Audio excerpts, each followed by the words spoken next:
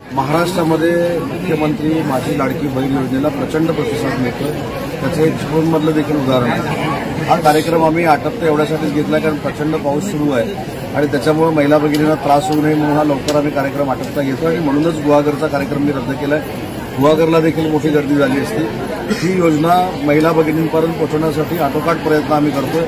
मला अधिकाऱ्यांना धन्यवाद द्यायचा आहे, अंगणवाडी सेविकांना धन्यवाद द्यायचा आहे की इथलं जवळजवळ 60% टार्गेट हे अधिकाऱ्यांनी पूर्ण केलेलं आहे आणि पूर्ण टार्गेट येत्या 8 ते 10 दिवसामध्ये पूर्ण होईल। जोरदार पाऊस पडतोय, चिपळूणमध्ये नेहमी पाणी भरतं। गेल्या 2-3 वर्षांमध्ये गाळ काढल्याचा चांगला परिणाम दिसतोय।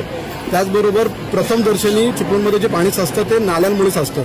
तर नाले, परे आणि गटार ही रुंदीकरणासंदर्भात काय आढावा मगाशीच मी प्रांतांबरोबर घेतलेला आहे। त्यांना जे काही डीपीसीमधनं पैसे उपलब्ध करून द्यायचे ते देण्याचा देखील निर्णय मी घेतलाय।